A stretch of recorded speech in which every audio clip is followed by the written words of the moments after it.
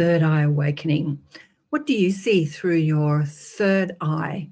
Do you understand what your third eye is and how to utilize it and how it can work for you in your everyday life, as well as expanding your psychic abilities or intuitive abilities? We're going to discuss the rise of the awareness of the third eye and how to actually know that you're doing it and more on today's show on Elevate with Kristin and KAren. Coming up, stay tuned. Welcome to Elevate, the awareness shift, waking the quantum self.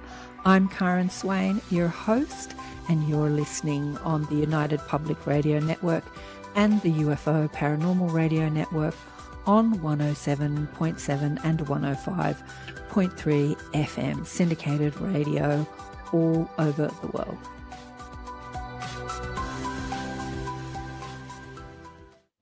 G'day, and welcome to another show, Elevating Consciousness, the awareness shift, waking the quantum self. I still have to thank KAren for that, because she's the one that gave me the byline of Elevate, the awareness shift, waking the quantum self. We were looking at names. Do you remember, Kristin? We were looking at names. I do. She put out a few of them, and I said, gee, I like all of those. Can I use all of them? So I used a couple of them. With my co-host, Kristin. Welcome, Kristin. Great to see you again. Who is a rock star and was on ATP Media this week doing an interview. And you did so well. You weren't You weren't as bossy as I am, because we had discussed, not letting the guest drone on and when do I interrupt them? Because, so many people don't know how to share their stories because they get into too much detail. They get into detail that's meaningful to them, but it's not meaningful to the listener. And I have to say, Sean, who I reached out to in 2018 to share his story, and he was still recovering from his NDE, didn't make it on. And I'm thinking he's had all those years to practice, but he still does it. So when people are sort of waffling, I tend to interject and ask a pertinent question. And you did that a little bit. But you're a bit more polite than I am. I've had years of training in the corporate customer service world, how to get my point across while smiling and being very polite.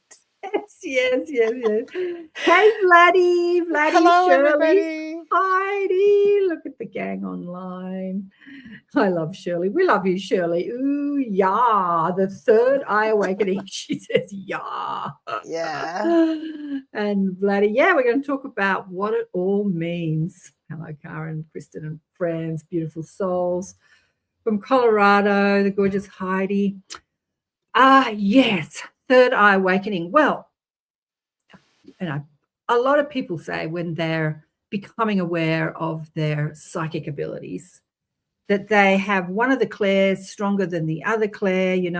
I feel things more than I see things, or I hear things more than I see things, or I see things more than I feel things, or hear things. We sort of try to compartmentalize our clairs, even calling them the clairs, claircognizance, clairvoyance being the seeing. What do we call clair hearing? I can't remember. Clairaudience. Audience, whatever it's called. Audio. I say, rubbish. You're utilizing all of them, just like you're utilizing all your physical senses. Maybe, says me with glasses on, some are stronger than others, but I'm pretty sure I have crappy eyes because I'm on computers all the time. If I wasn't on computers all the time, I'm sure my eyes would come back. Why not utilize all of them?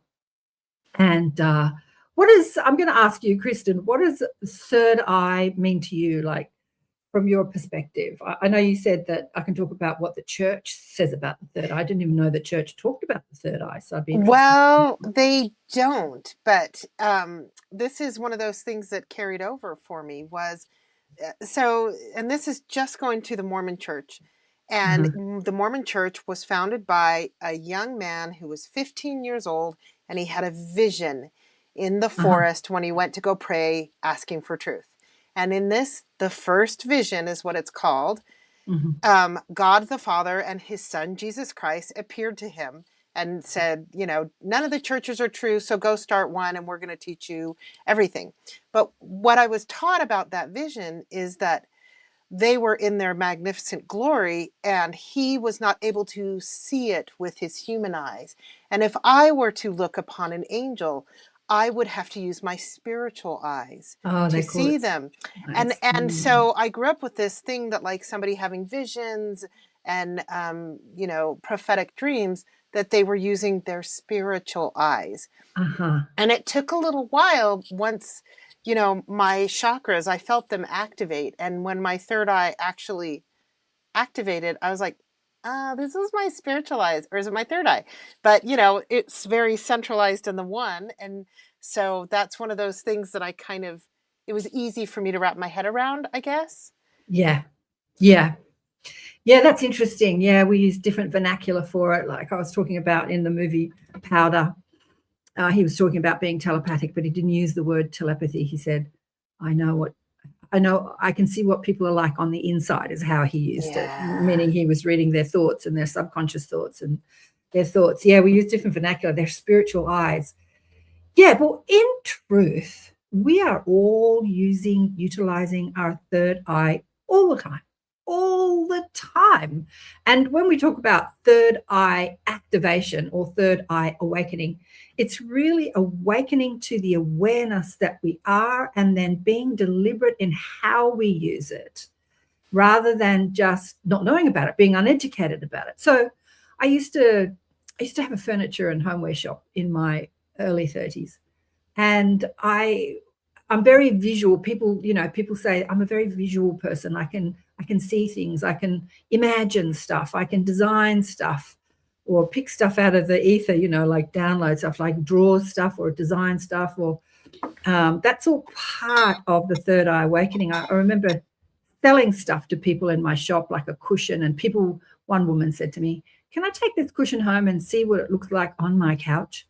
And I looked at her and I'm like, you can't visualize that. You've got this red cushion, you've got this white couch. You can't visualize your couch and then imagine what this cushion will look like on your couch. And she's like, no, I have to see it with my outside eyes. And that's being lazy, because we all can imagine. Like when I was discussing this, as I said to you before, I remember a conversation I had many years ago talking about the third eye with somebody. Before I was teaching it when I was a young girl, and I'm saying, well, can you visualize your bedroom? Because we were away at some talk or conference, and we were having lunch. We were talking about the third eye. And she said, yeah, I can visualize my bedroom. And I said, well, that's you using your third eye. And she said, but my bedroom already exists and I already know what it looks like. So it's not me using my third eye. It's just me using my remembrance. But still, you visualizing it, you remembering it, and visualizing it in your mind's eye is the utilization of the third eye. A third eye awakening, as I say, is understanding that, and understanding that imagination is your soul talking to you, because often we imagine stuff, good or bad. When you watch horror movies or terror or the news, something terrible, and then you start imagining that happened to you.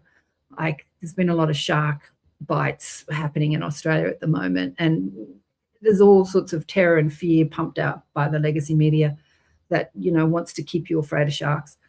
And so when you see something like that, you think of yourself swimming in the ocean, you see it, and then you see a shark biting you, and then you can imagine this happening to you. That's you utilizing your third eye to create something you don't want to happen.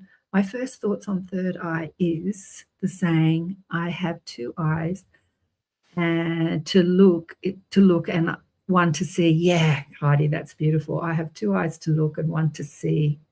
Absolutely.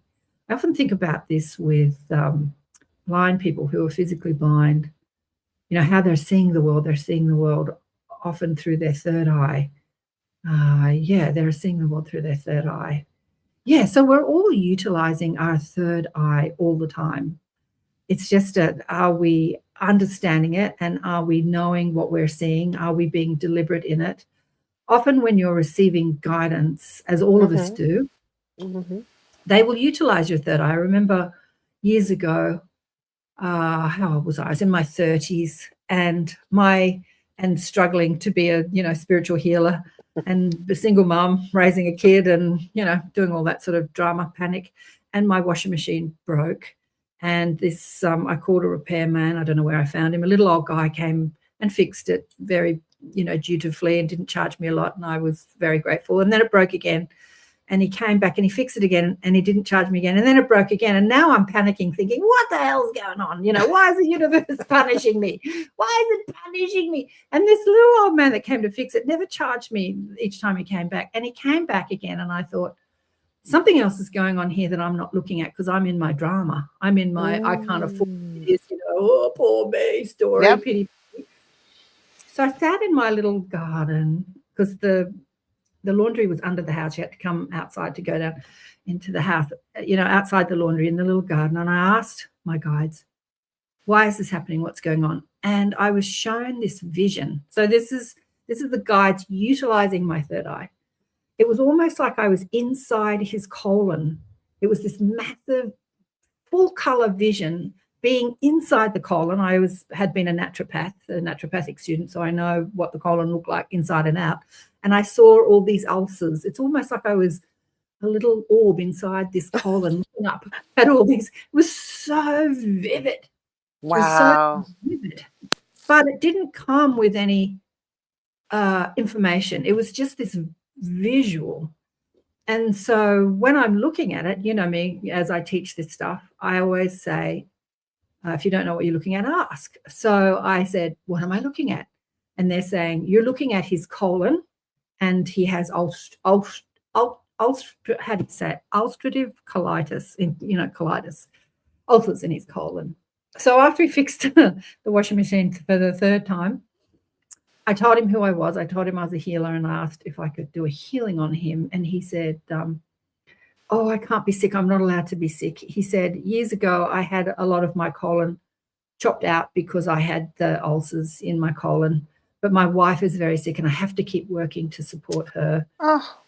Yeah, I know. And he was all upset. And I said, I'm not going to charge you. I'm not going to charge you. He didn't charge me for the third time coming out to fix the washing machine. So I threw him on the massage table and did what I could. And but it was interesting. He confirmed what I was seeing, but he said, I had that chopped out. I can't have it again. But it had come back. And it was interesting because he said his skin was so thin that he would bump something and it would break and bleed because he wasn't absorbing the nutrients in his intestine. Oh.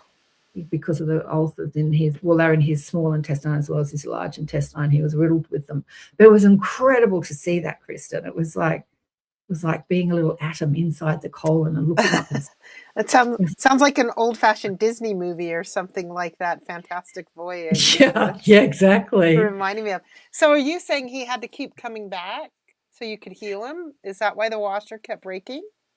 Yeah, he kept coming back because I was working as a healer, but as I was in my drama, he was needing some help. And he was a stubborn old man that felt like he couldn't get sick because he had to look after his sick wife.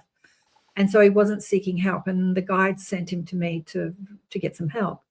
And they utilized my third eye. It was just one of the clearest visions.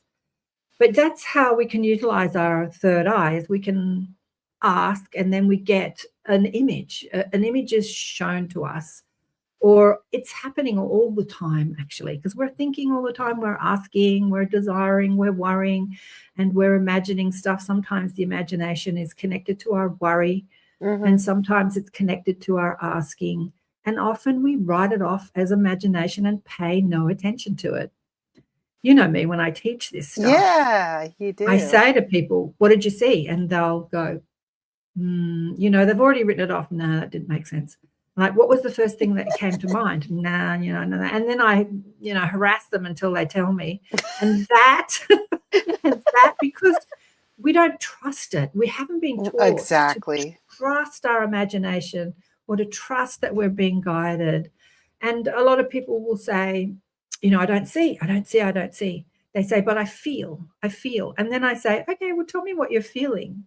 And they'll describe this full visual picture. And I said, you didn't see that, you felt that. And they go, yeah. So that feeling sense that comes as a picture is the same thing as the third eye, although you might feel it, like you feel the emotion of it, or you feel the frequency of it. It's like it's all connected, you know, the clairs. Yeah. Well, and you're reminding me, and it was either you or my other spiritual teaching friend, Debbie, who told me, you know, I'm like, we were all in a class, and it really might have been you. And I said, well, I'm very clairaudient. I hear energy when I'm doing Reiki. I hear tones, frequencies. I hear it. And I said, but I don't think I'm clairvoyant. And whoever it was had been teaching me, it's like, you've been telling me all day what you see in your mind's eye with your third eye. Like me. Girl, that is clairvoyance. Right. So when you say it's like the clairs all combined into one, yeah, it's clairvoyance. And really, is that also more connected with our pineal gland, KAren? Is the third eye more pineal, or is the pineal all of it? The pineal is all of it. I'm just asking you a question. The pineal is all of it. And I'm saying, how's the pineal connected to this? And what they're sharing with me is what I'm basically saying. They're saying awareness, awareness, awareness. So the pineal being activating the pineal is that part of you that stops meditation, you know, that stops to be more deliberate, to be aware of what's happening. I'm aware of what I'm feeling. I'm aware of what I'm thinking. I'm aware of the visions that are coming to me. I'm aware of how I'm feeling. I'm aware of the thoughts in my head, like that awareness, and then being more deliberate. That's all part of the pineal activation. That's all part of the evolutionary story of humanity. And when we're shut off, when we're shut down, when the DNA is shut down, we're just sort of being bumped around by the storm, you know, the waves, and feeling victimized, and being bumped around by the thoughts in our head and not being more deliberate with them. But yeah, we're all utilizing our third eye all the time. I'm thinking about the kids. Now, what's it called? Mind sight? They call it mind sight. I tried to look it up when you mentioned it. I don't know. I'm being reminded too, while you look that up. You know, my late hubby Andrew, one of my Reiki friends who was very gifted, you know, gifted him a long Reiki session, drums and all this stuff. And he came out of it, and I said, how was it? And he said, well, it was so weird. I could swear she was like placing crystals on me. And he said there was a really heavy crystal right here. But when I reached up after, there was nothing there. Yeah, you know? Interesting. And it's like a pressure. And that's what it felt like for me when the first time I really became physically aware of my third eye. That's what it felt like to me, like something was actually pressing lightly on my forehead. Yeah. You know? Yeah. I know, you can feel it. It's physical. Yeah. I remember one of the times my crown chakra awakened. I was massaging a Hollywood movie star that was out here making a B-grade movie. And I think I've shared this story many times, but anyway, I'll share it again. And I was in her bedroom in the hotel room, and she had a framed picture of some Indian guru with long dark hair. At the time, I didn't know any Indian gurus. I think it might have been Yogananda. I'm not sure. I'd love to ask her. And I had the question as I'm massaging her, what's all this Indian guru stuff about? Like, why has she got a framed picture of this Indian guy in her bedroom in a hotel room in Australia? And then I felt this physical, talk about pressure. God, it was the most incredible. I felt like my head was expanding, but physically. Like I felt like my ears were going to hit the walls. And I'm massaging this woman, and this is happening. I'm like, what the hell is happening to me? Because it felt physical. Like when we think about energy, physical energy is just energy. It's just denser energy that we perceive as solid or physical, but it's all energy, right? And so when energy is shifting, you feel it as physical. You can feel it physically. And then they started channeling through me, and I started to tell her why she was born into her family and what she was here to do. And I just started giving her this channeled message. It was the first time I really had that sort of channeling thing going on. They had to crack my crown chakra open, pour this wisdom in through my, physical spiritual body. I haven't heard you share that story before. before. No, that's fascinating, and then all of a Well, sudden you were okay with channeling this message. well, I wasn't okay with it. The little me was screaming inside my head, shut the hell up. You don't know this stuff. Stop speaking. But I couldn't stop my mouth from speaking. It's like they took me over to deliver this message for her. And what they told her to do through me, she went on to do, because she was still chasing the Hollywood dream. And they told her she was a spiritual teacher, and she had this platform, this famous platform to, affect change, affect more people. And she was born into a famous family, and she had a dead sister, and they gave her the whole reason that all this stuff was happening for her life, which at the time, in my 20s, I think I was, maybe 30s, I can't remember. I just didn't know. I didn't know about this information. I didn't know I had access to this sort of information. And I was screaming in my head, stop speaking.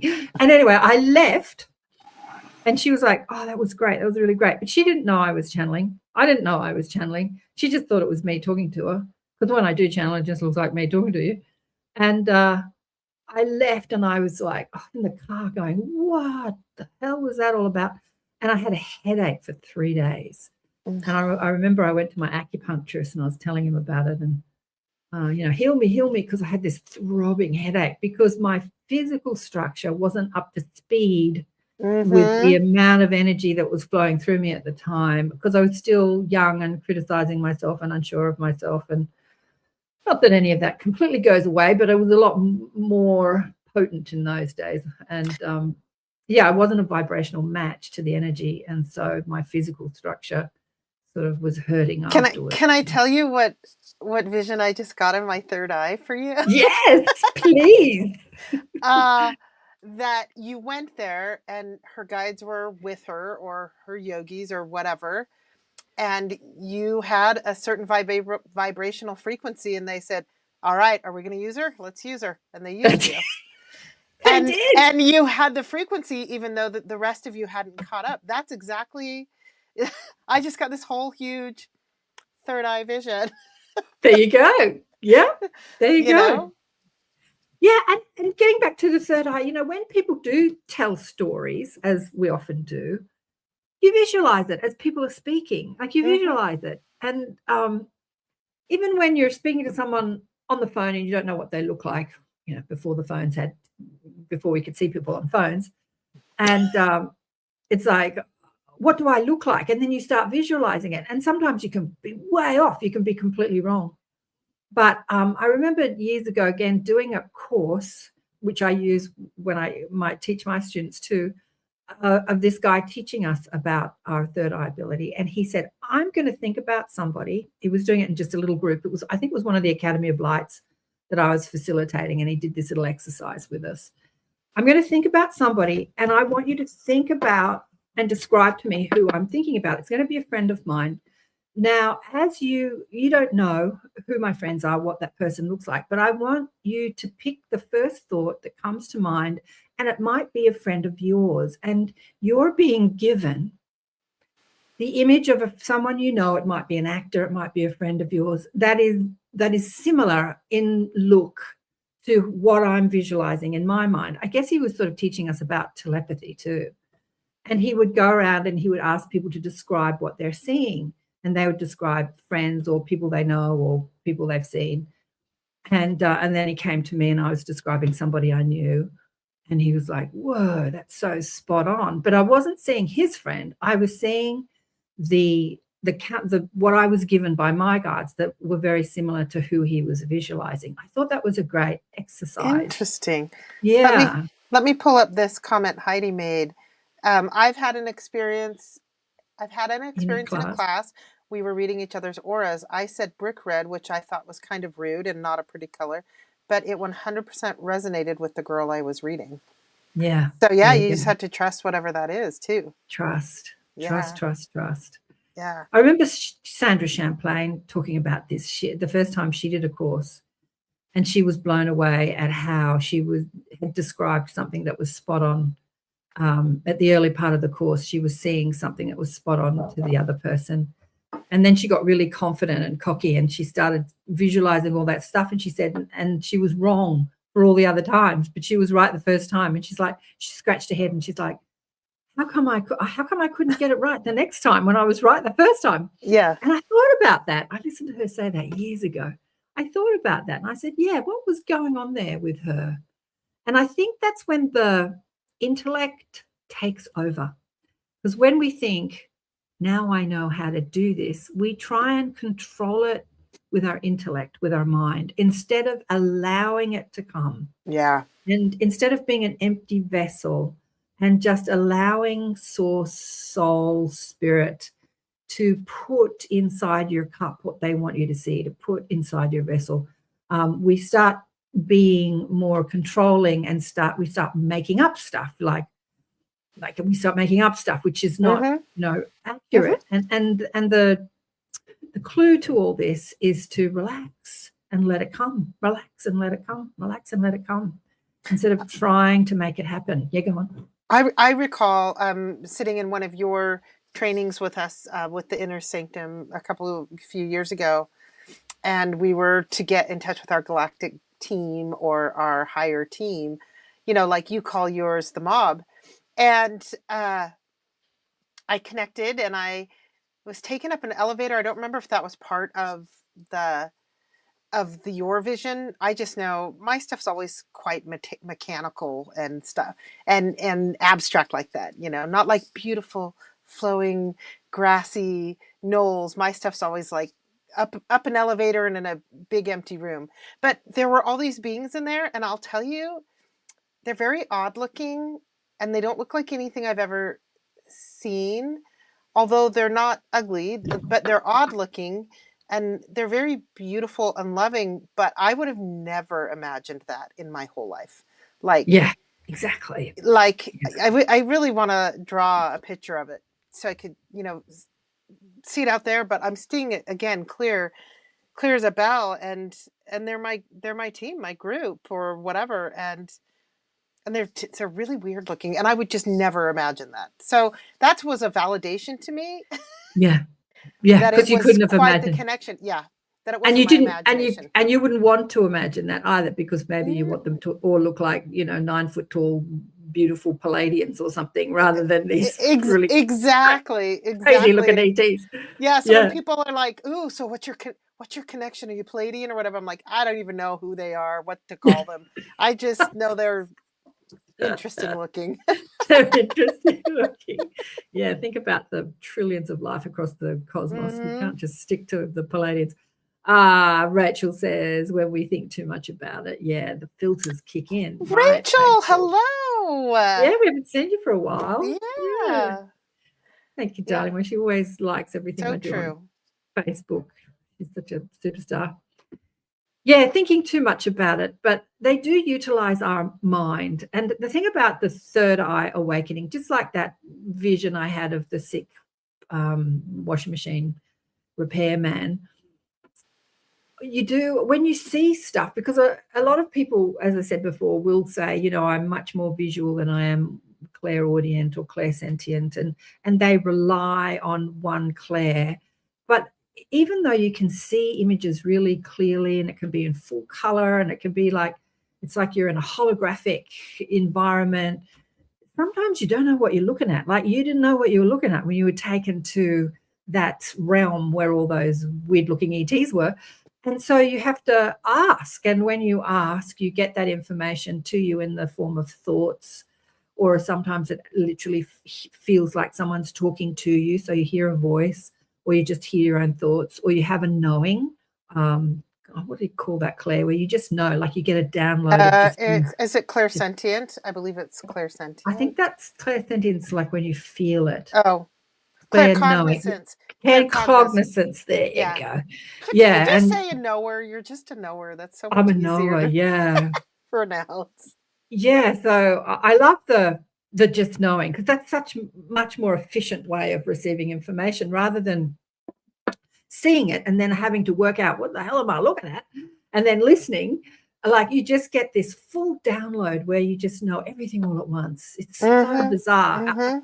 I think that I listened to someone talk about, it's like back in the days where you got a DVD. It's like somebody hands you a DVD. So you've got all this information in your hand, but to unwrap it, you have to put the DVD in the DVD player and press play and then watch the movie unfold. But yet you've been handed all the information in one go. Like, this is often what claircognizance is. It's like you get this knowing, and then trying to describe what you know is like a long process, even though you've received it in that one moment. Oh, yeah. I love that visual. That's incredible. When my late husband comes through and I get messages from him, I get the immediate knowing, but it's in his voice and I can hear him say it, but it's not the whole sentence. It's the whole knowing at once. It's very like you just described, like it's all at once. Yeah. You know, but I've had a couple times when I'm like, oh, is that what they're talking about? Being a knower?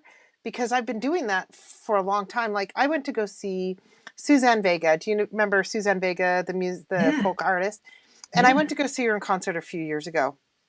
And it was just her on stage with her guitar and maybe like a back guitarist or somebody light on the drums. It was just a very sparse lineup, setup. And I got up to go to the restroom and I came back and there was a young woman on stage with her. And I immediately said to myself, oh, that's her daughter. Okay, I had no idea. I don't even know. And, the show's going on and I'm like, no, she's just some backup singer. Like, I actually talked myself out of it. And then later, 3 or 4 songs down the road, she's like, so lovely having my daughter here with me. And I was like, oh, yeah. And it happens. I'm a cat person. We talk about it a lot here on the groups. I'm a cat person. I'm not a dog person.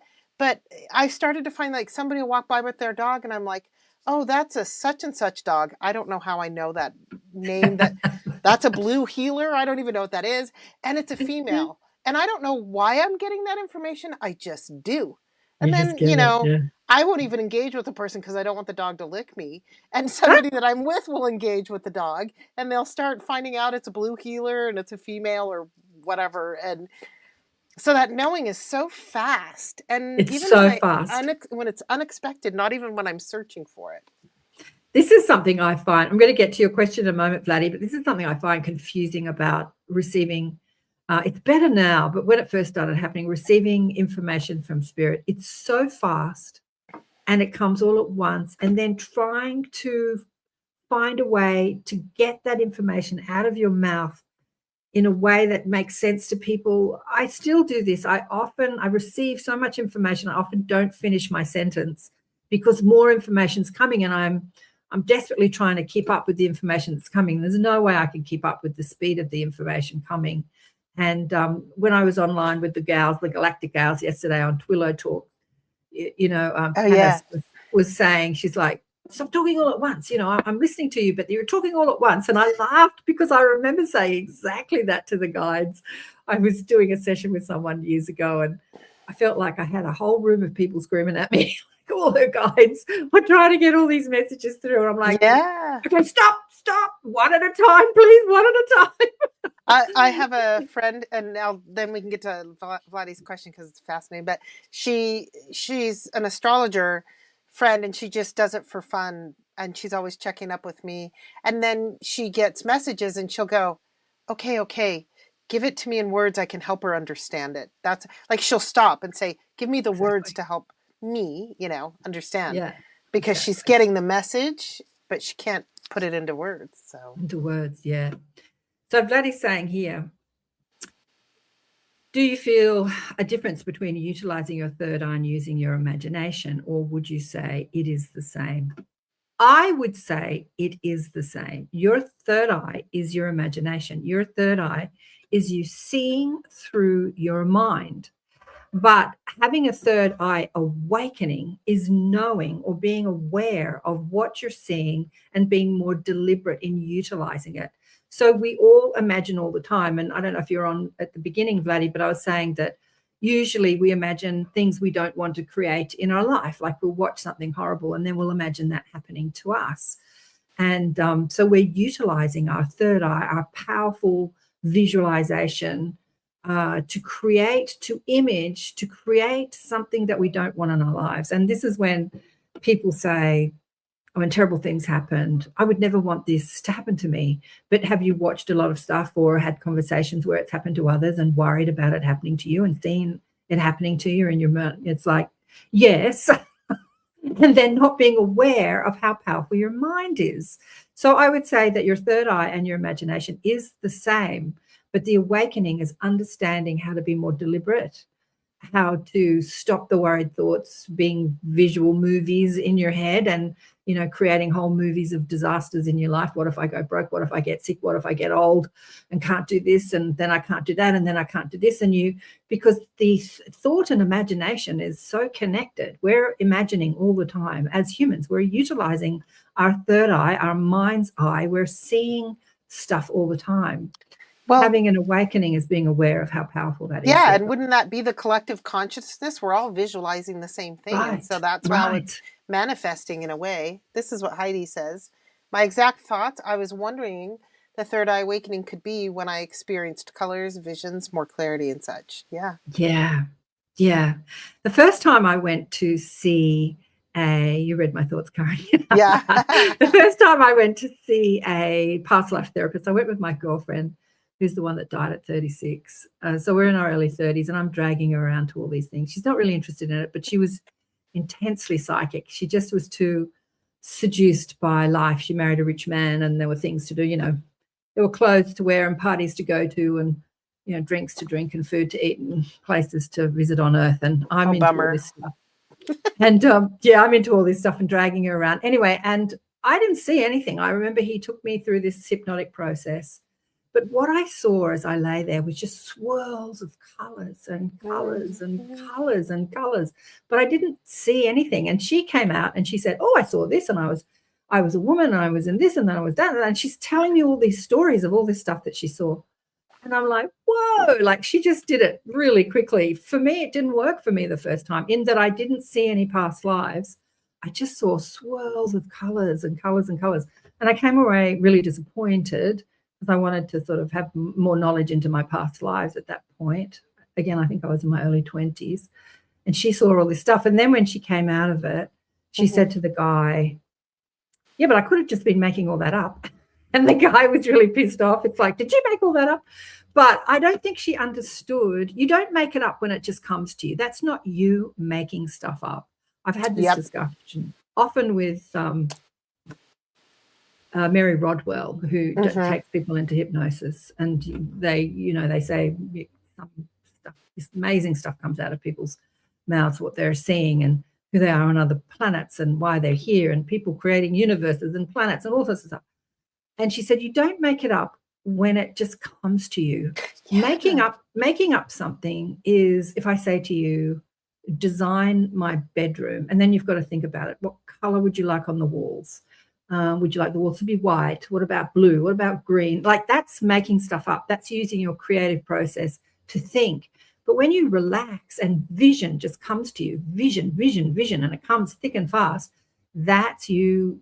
That's the guides utilizing your third eye, your mind's eye, to bring information to you so you can see it. You can see your past lives.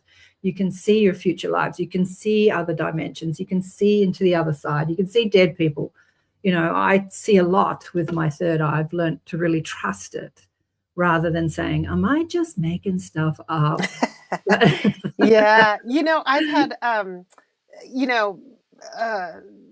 just in my circle of people around me and friends that aren't necessarily spiritual or extraordinary, like we were saying the other day, like into extraordinary things.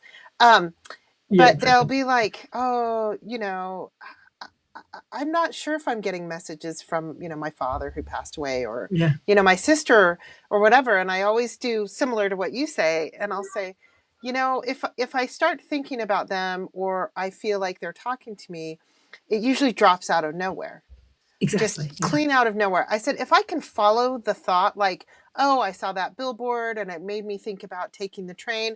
And then I remembered when we were kids and we rode that little train ride at the zoo. And then I started to think of my brother. Like that's different than boom, out of nowhere, this memory image, and my brother and his love engulfs me. And, it's way more like just drops in like that. Just And drops so, in. Yeah. yeah, so I mean, it could be our imagination, but I think our imagination helps us flesh it out. Well, it is our imagination, but it is guidance utilizing our imagination to deliver a message. That's why I think we've got to redefine the word imagination, because what's connected to the word imagination is that it is not real. So if your guides or your soul is utilizing your mind's eye, your imagination, you're imagining stuff, they're utilizing the way you do that to deliver a message. Who's to say it's not real?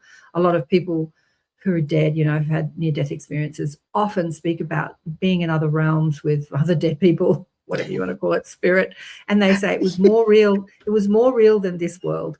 And I often think about this, when we die, we understand that this physical realm, this physical drama that we're all engaged in, is something we imagined. We made up. Our soul, it's our soul's imagining. It's like we made it all up. And yet we call this, we call our imagination not real and this real. Yeah, there's Heidi saying? Oh yeah. Are you gonna pull up what Heidi says there? Yeah, you pull it up. Do you want to pull it up? Yeah.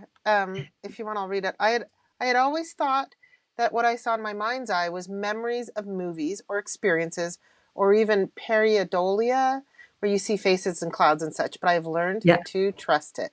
I've had several, then she continues in the next one. I've had several situations where I wouldn't have known. Yeah. Exactly. Fascinating. There's a whole line of spiritual teaching that I've learned, the Munai Ki, which is the Peruvian shamanism. And one of the guides, Oakley, I can't remember his name, that wrote a book that's like my favorite book on it. He calls it sincere pretending. And pretending could be almost viewed as worse, but like intention, use your imagination with sincerity, like sincere pretending. That. Yeah. I would call life sincere pretending. Yeah. I would call that life. I would call that physical life, because we're pretending to be what we're not. We're pretending to be separate to each other. We're pretending to be angry. We're pretending to be upset. We're all that limiting thought forms is that sincere pretending. I love that, Kristin. Yeah. We're going to do a station ID break. You're listening to Elevate, the Awareness Shift, Awakening the Quantum Self on the United Public Radio Network and the UFO Paranormal Radio Network on 107.7 and 105.3 FM. Get it right, Karen. Syndicated radio all over the place, coming out of the Gulf Coast and New Orleans on syndicated radio. There's a UFO. Woohoo! And we're talking about activating the third eye awakening. And as I said before, the awakening, we are utilizing our third eye all the time. Our third eye is our mind's eye. What did the Mormon Church call it? Spiritual eye. Yeah. What we see when we're not looking through our physical eyes, our imagination. Yeah. If I say to you, visualize your bedroom or visualize your house or your favorite beach, or what does your car look like, then you're utilizing your mind's eye. That is your third eye. That is the eye that is seeing outside of your physical eyes. And being awakening to that is being aware of how guidance is given to you through that. It's like discerning. Mm-hmm. It's discerning the difference between you utilizing your mind's eye to create a future you don't want, worry and visualizing things that you don't want, and being more deliberate and powerful in imagining the life you do want, and then receiving messages that are given to you from your soul, from spirit, from other realms, from other dimensions, that also utilizes your mind eye to deliver a message. Yeah. And that is what awakening is about, is awakening to the awareness of who you are as a quantum self, as a multidimensional being, as spooky action as a distance. Spooky action at a distance, yeah. Spooky action at a distance, critical mass. Now, what's the word I'm looking for? Einstein described it as spooky action at a distance, where there is no separation between what's happening in two places that's happening simultaneously. Oh, quantum entanglement. Thank you. Quantum entanglement. Yeah. And check out what Desley says too. Oh, go ahead. Sorry.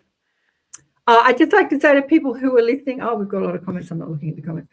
that if you're liking the show, please like and subscribe. We've got to get Kristin's YouTube channel up and running so you can like and subscribe on her channel as Yeah. well. Because the Elevate shows have been getting less and less traction lately. I don't know why. Maybe people think we're boring or I'm boring or whatever. But as I say, the algorithms on all the platforms that you listen to this on will know that you're interested in this. They'll show you more of it if you engage in the content. So not just the live comments, but after the show, leaving a comment and liking and subscribing. That's when the algorithm says you're interested in this, we'll show you more. And if you're interested in this, other people are going to be interested in this, so we'll show.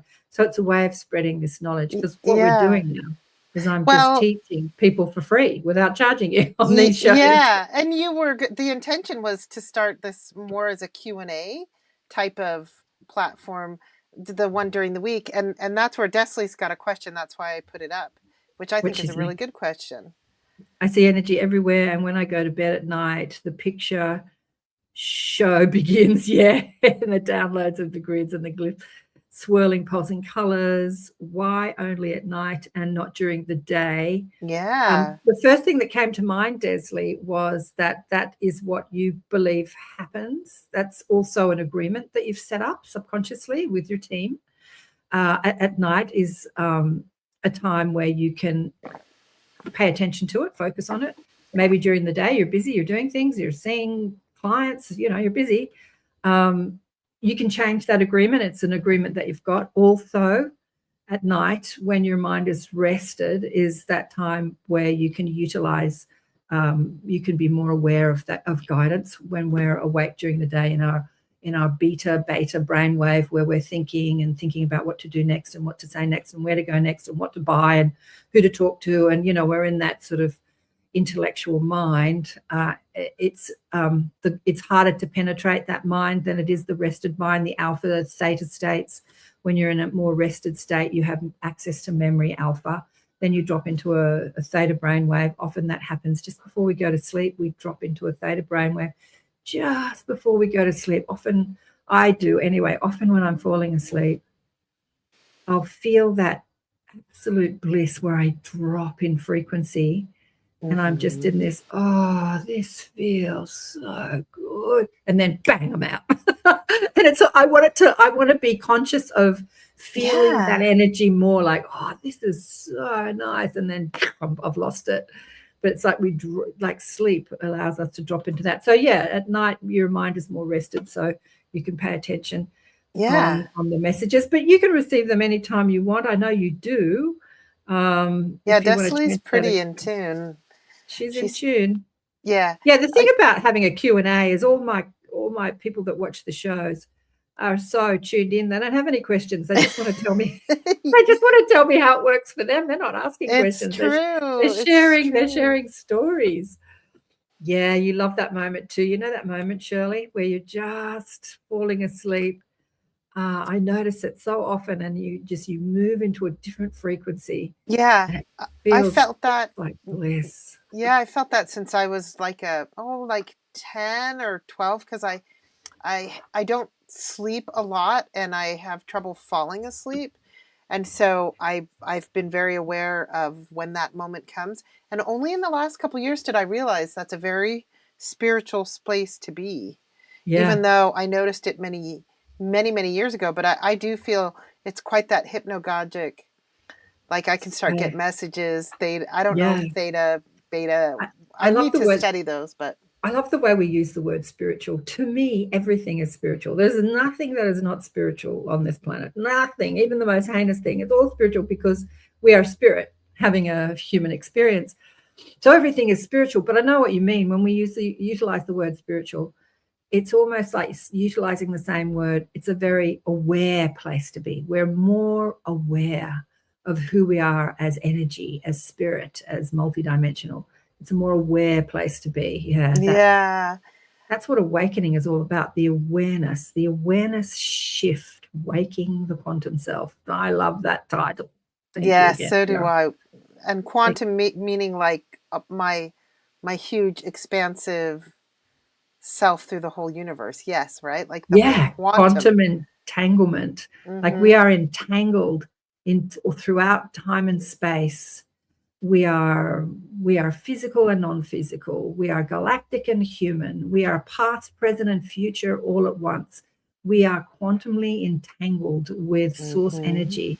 There is no time. There is no space. We are entangled with all of it. Here in this third dimensional reality, we are experiencing limited linear time and space as the illusion that feels real.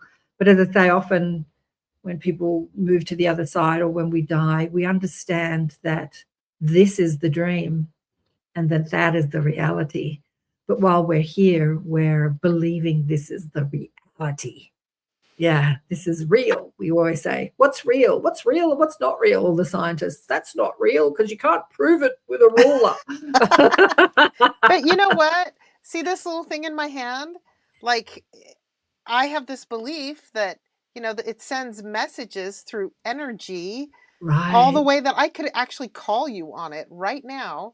We're speaking through waves. You're on the other side of the planet. It's tomorrow for you. Right. We're What's transversing real? time and space, and yet, we believe that we have to hook up to do this. Yeah, It's really exactly. funny. Getting back to the psychic kids, the mind's eye, the kids, what do they call Yes. themselves?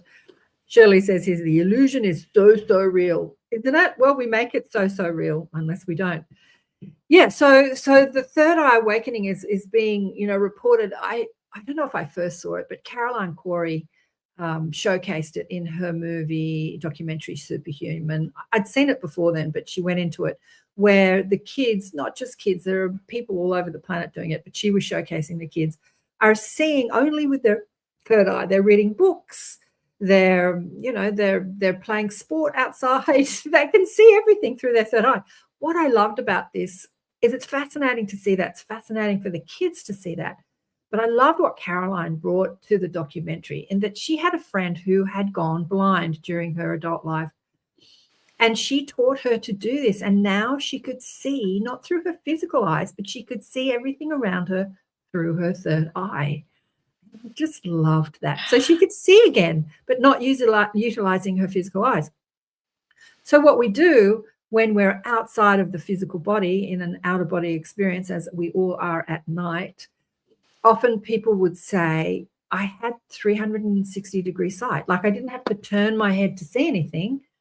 Although you do hear a lot of NDEers talk about, I turned to the right and I saw this and I turned to the left. I think that's just the, utilizing the human understanding that we need to. Right. I agree. But often when you're looking through your third eye, which we're utilizing, I guess we're utilizing, I wouldn't say it's mind sight because you're even outside of the mind when you're outside of in and out, but you're seeing 360, like you're seeing everything all at once. And so you can utilize your third eye to do that while you're in your physical body. Like you can see behind you and like you can look at things through your third eye. Yeah. I recall a few years ago in your inner sanctum having a similar discussion, and I actually practice this, but I think I just have too much muscle memory. But you were like, and I'm bringing this up because we could all work on it this way. You were like that you like to practice in the shower when your eyes are closed and it's all soapy and you can see where the things are in the shower to grab them because you're not using your waking eyes. And I have so few shower things and I like to think it's muscle memory that makes me grab the right bottle. But I think that's a really great way to practice. The shower story was the first time when I was watching Caroline's documentary and all this stuff started to come up about the kids using their third eye to see the physical world. I started thinking more deliberately about it. And can I do that? And how do I do that? And the shower story was the first time I knew I was doing it, because the thing is that, yes, when you shut your eyes in the shower, you have memory. You know where things are. You know where the shower head is to take it off. I have ones that you can take off. You know where the soap is and the shampoo. Mm-hmm. Like you have that muscle memory. But I remember being in the shower and I was reaching up to grab the shower head to pull it off. And I saw very clearly in my third eye, like I was looking through my It wasn't a muscle memory. It was me utilizing my third eye to see. It was the first time that I knew I was doing it. And I'm like, oh my God, I'm doing it. I'm doing it.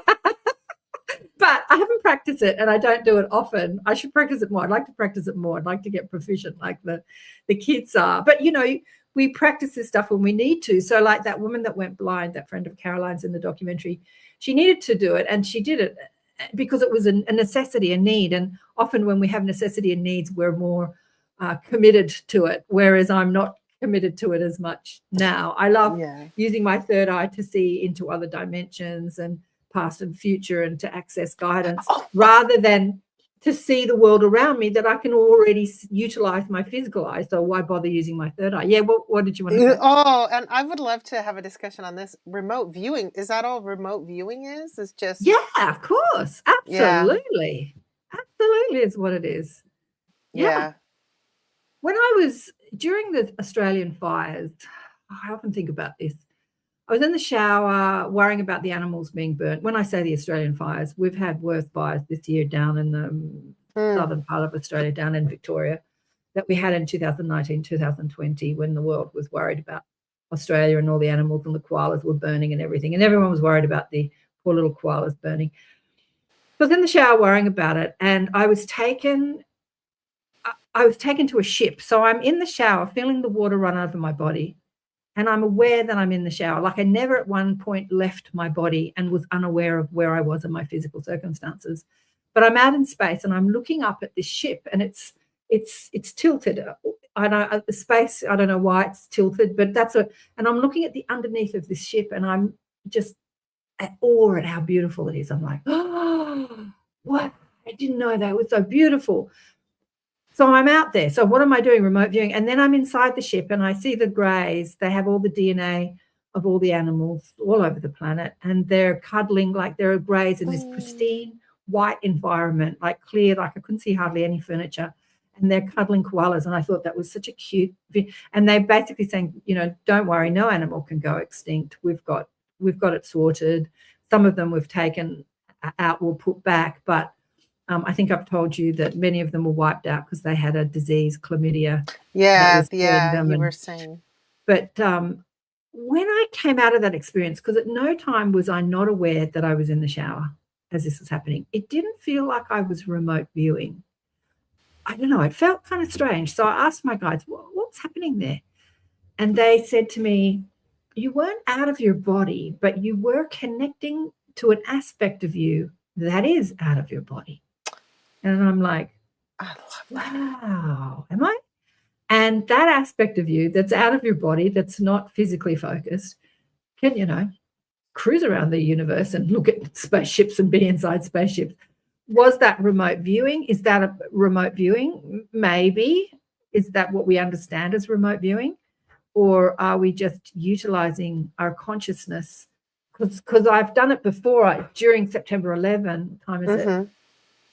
I was at home in Australia watching it, you know, play over and over again on the television, and I wanted to help. I felt like I needed to help. And I took myself over there in my imagination. I remote viewed and I saw all the souls leaving their body, and I saw all these other souls who had been physically focused, like the firemen and other people who had died, helping people who had died that didn't know they were dead. And the firemen were very... the firemen were the ones saying, look, come with me, because the people were now dead and they saw a fireman and they trusted the fireman to take them where they needed to be. Even though the fireman was dead and they were dead, the fireman knew that he was dead, but the person didn't. It's like, it's okay, you're safe, come with me. And so they were helping people cross over, for a better word, or helping people in the confusion of being 1 minute alive, 1 minute. And I was just watching all this unfold, but at the same time, I'm still in my body, in my house in Sydney. I'm just sort of imagining it, but it felt like I was there. Was I remote viewing? Probably remote viewing, but remote viewing in another dimension. I wasn't remote viewing on the physical earth. I was remote viewing in an astral plane where people are when they first leave their body. And to me, it was amazing. I was given all this information that a lot of the firemen that died had this agreement that that's what they would do, that they would die and they would be conscious and aware of who they are as guides, as angels, to help people, because there was this mass crossing over to help Right. people. And it was fascinating to me. But yeah, that's all part of the third eye. I mean, it's awesome. Awesome. I just saw your word, Shirley. Awesome, awesome. Yeah. What we can do, like where we can go, what we can do, what we can look at. Who needs Netflix when you've got your third eye open? It's your quantum self, Karen. Right. Yeah.